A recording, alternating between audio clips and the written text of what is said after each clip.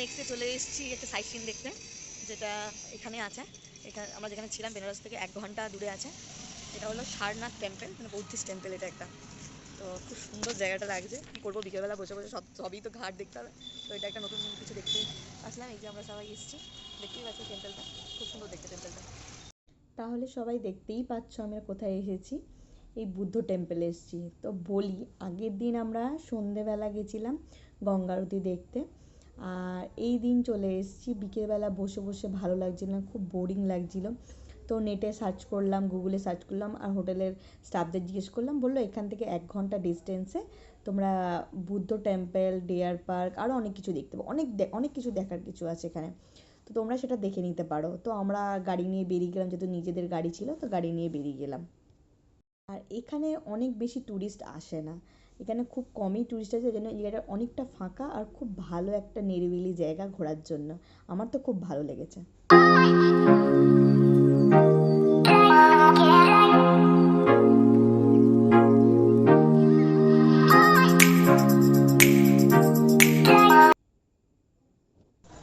Hello, next location চলে এসেছি ত্রিবেদিয়ান temple.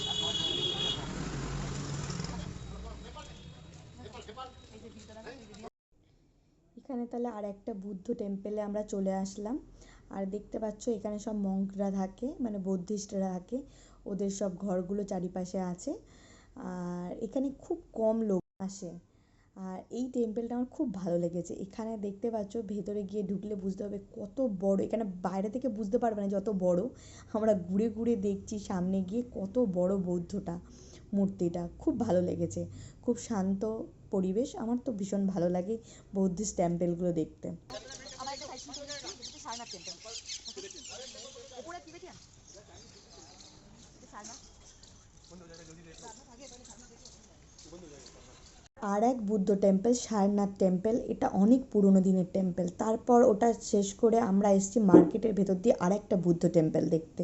আর এটা তো ছিল অসাধারণ, সব থেকে বড় টেম্পল ছিল। আর তোমরা গাছগুলো দেখতে পাচ্ছ, অসাধারণ কালার, সত্যিই খুব সুন্দর জায়গা।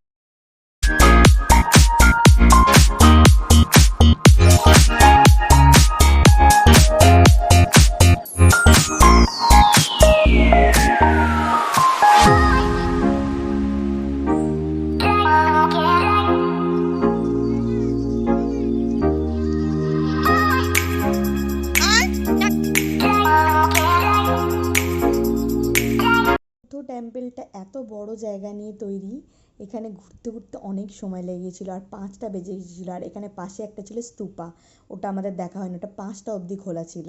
এখানে ঘুরতে, এখানে দেখতে, এখানে ফটো তুলতে অনেক সময় লেগে গেছিলো।